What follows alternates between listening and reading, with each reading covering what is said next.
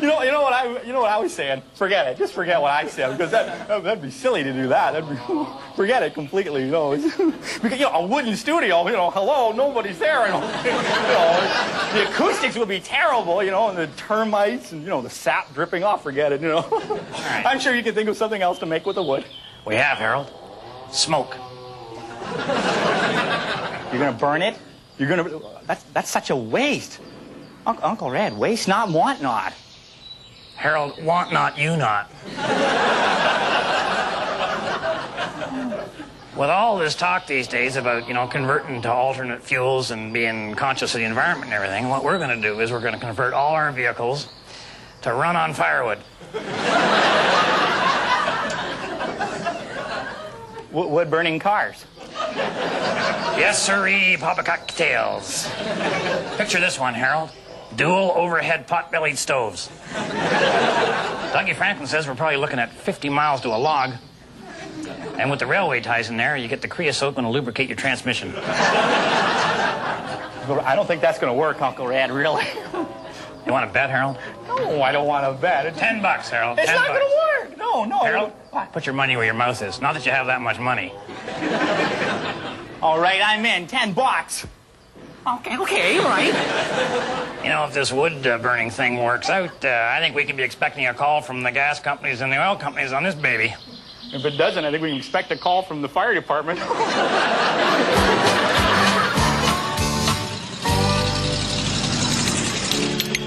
The moon has magical powers to make things change in their appearance and personality. When the moon shines through the limbs of the maple tree, it can turn an admirer into a werewolf and vice versa.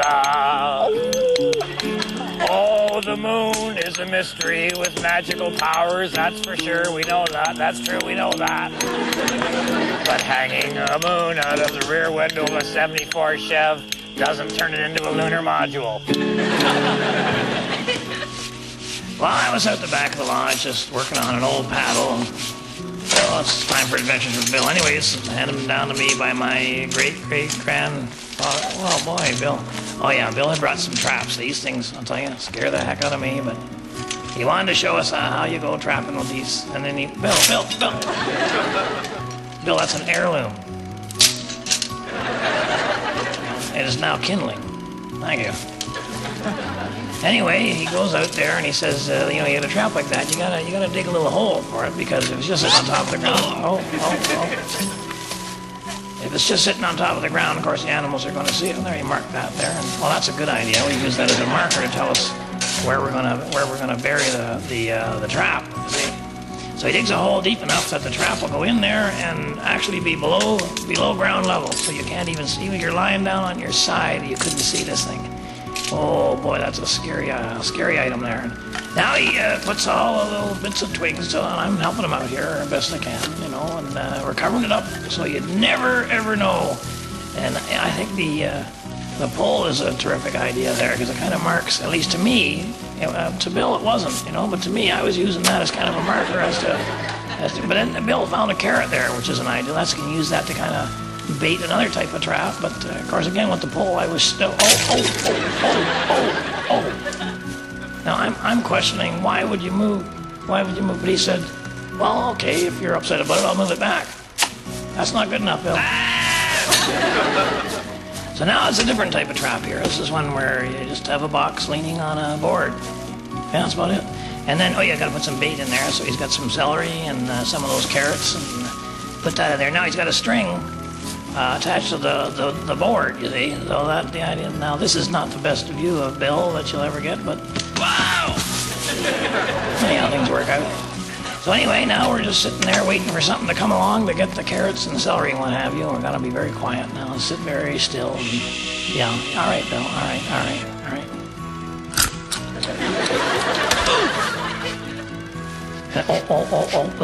Oh. Must be getting close to Easter. He's going in there and he gets inside and Bill gives it a yank. Oh boy. And off he goes with a carrot. Wow. So we got to go check this out and try to figure out exactly How is this box defying the law of gravity? Just now.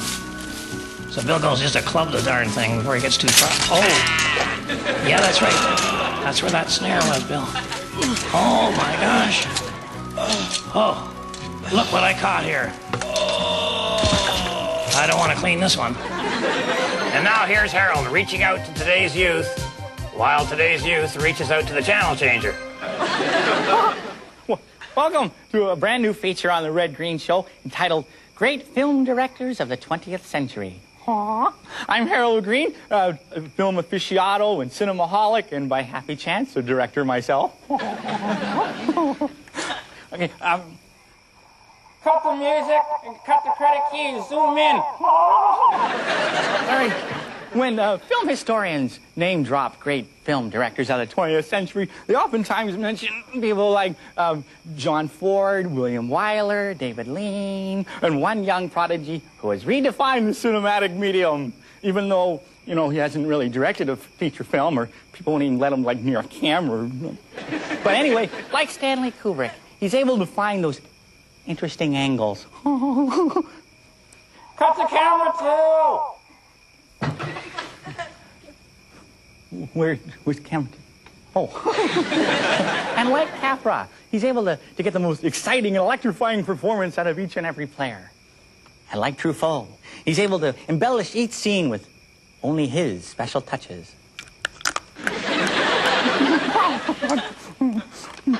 And like Preston Sturges, he's able to let a scene play on.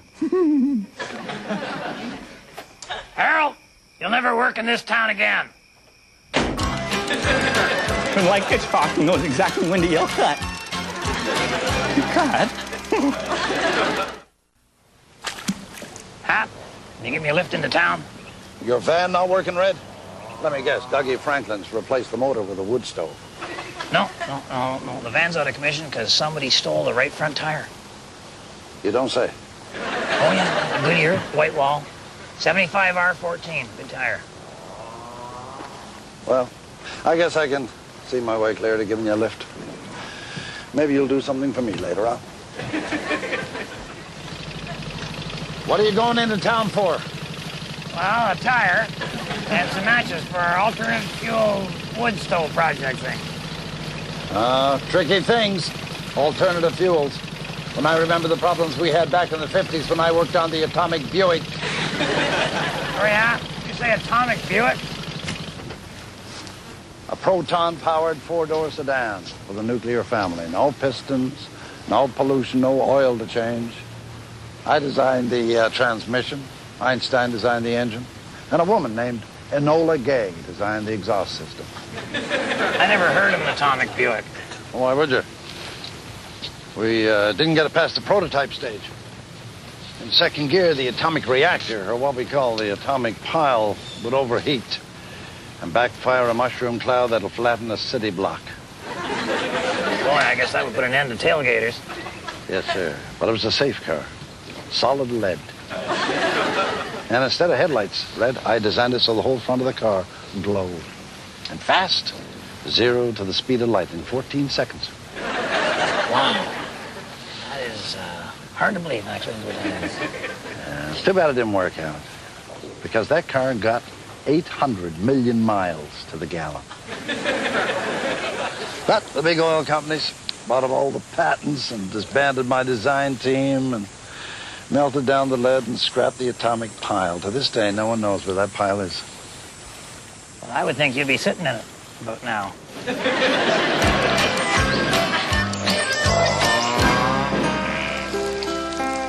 Wow. That was a good day, you know. Got ourselves a new dock and had enough wood left over to build an outhouse or a garden shed or a couple of cathedrals. And a bit of late breaking news. Apparently a couple of railway tank cars full of propane got a little derailed just down the road here. Apparently there was no railway ties under the track.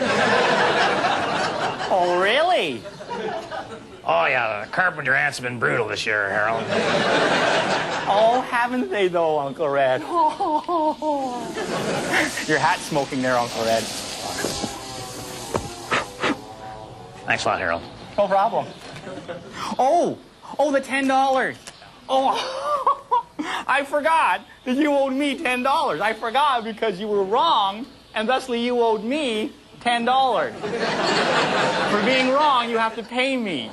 But I forgot that you were wrong. I was right, you were wrong, slipped my mind, but now I'm reminded by the $10 that you gave me how wrong you actually were. It's clear as a bell how wrong he actually was. Well, there's the squeal of the possum. I have to go down to the meeting and show them how I have the $10 from you being wrong.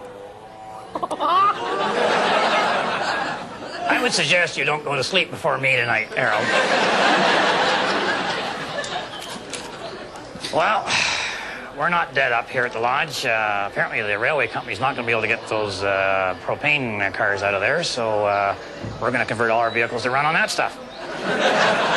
So if my wife is watching, I'll be coming home straight after the meeting. Maybe you could draw me a bath so I can rinse the ashes out of my hair and possibly extinguish my undershorts here. And to the rest of you, on behalf of, oh, the heck with him, on behalf of myself and everybody except Harold, thanks so much for watching, and keep your stick on the ice.